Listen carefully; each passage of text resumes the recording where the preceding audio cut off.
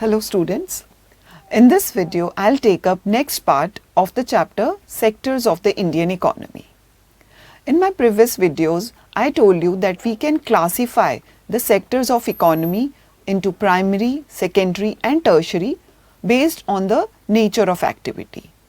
Then later on, I told you that we can also classify the sectors of economy as organized and unorganized sector based upon employment condition. Now in this video, I'll tell you how do we classify the economic sectors into public sector and private sector based upon who owns the asset, who owns that enterprises and whose responsibility is to deliver the services. So based on that, we can classify as private and public sector. Now you must have seen around you, there are many industries, many small scale as well as large scale industries which are owned by either individual or a group of people called partners. So such industries in which the assets are owned by individuals or group of individuals, then it is called a private sector. On the other hand, if the assets are owned by the government, then it comes under public sector. So let's begin this chapter. Sectors in terms of ownership, okay, ownership of assets, ownership of the enterprises, public and private sector, it depending upon the ownership of the assets. So first one is the public sector. The government owns most of the assets and provides all the services, or the companies which are run and financed by the government, they come under the public sector. Examples are railways, post offices and many others you can see around you which are actually run and financed by the government. The main motive is to provide services to most of the citizen.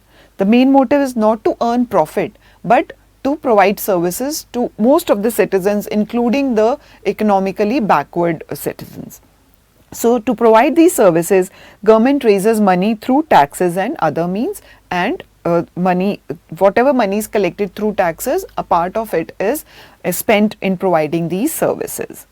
So the question arises, why do government spends on these services? The first reason is government has to focus on things which are not provided by the private sector at reasonable cost, like railways, road, electricity.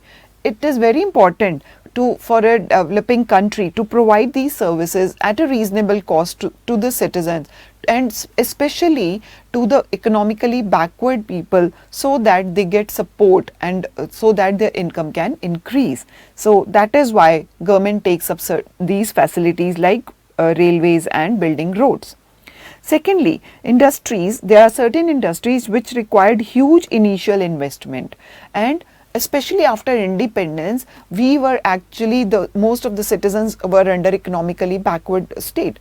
We did not have enough money to invest to make huge initial investment. So government took up the huge initial investment so that our economy will develop, like building bridges, dams, harbors. So government took up these industries where huge initial investment was required and which was not possible for the private individuals to do it.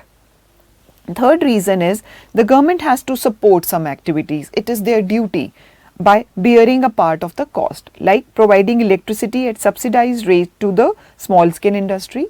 Subsidized means a part of it is actually paid by the government.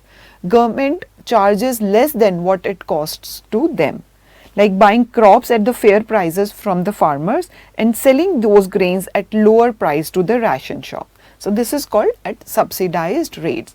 So it is the duty of the government to support these activities for the benefit of economically backward people. Next, some activities are the primary responsibility of the government, like providing health care, providing education, providing safe drinking water to the people, then providing housing facilities for the poor. None of the private individual or none of the private enterprise will take up these activity, okay, because their motive is to earn profit. But so the government has to take up these activity because it is the responsibility of the government to build up the human resource. So that is why they spend on healthcare and education care. Next, on the contrary, we have the private sector. The ownership of assets and delivery of services is in the hand of private individuals or companies. The companies are run and financed by either individuals or group of individuals called companies. So there you can give many examples like there is TISCO, Tata Iron and Steel Company Limited, RIL, Reliance Industries Limited, Vodafone, okay, Ranbaxy, which is a pharmaceutical company, Honda, which makes vehicles. So all these are come under private sector, and their main motive is to earn profit. And to get their services, we have to pay them money. There is no subsidized rate for their activities. So I hope the difference between public sector and private sector is clear to you. That's all from this part.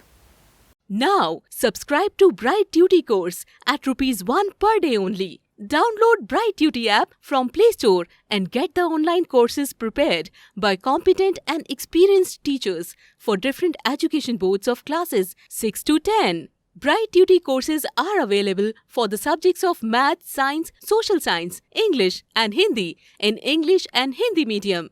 Bright Tutee follows 3-step approach, that is learning, assessment and exam preparation. In learning, topic-wise video lectures with explanation of concepts and discussion of textbook examples and questions are available with the solutions. In assessment, topic-wise online MCQ test, practice assignments and chapter-wise question bank are available with the solutions.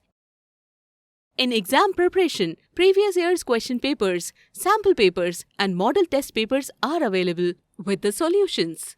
Sign up today on Bright Tutee and avail your courses at affordable prices.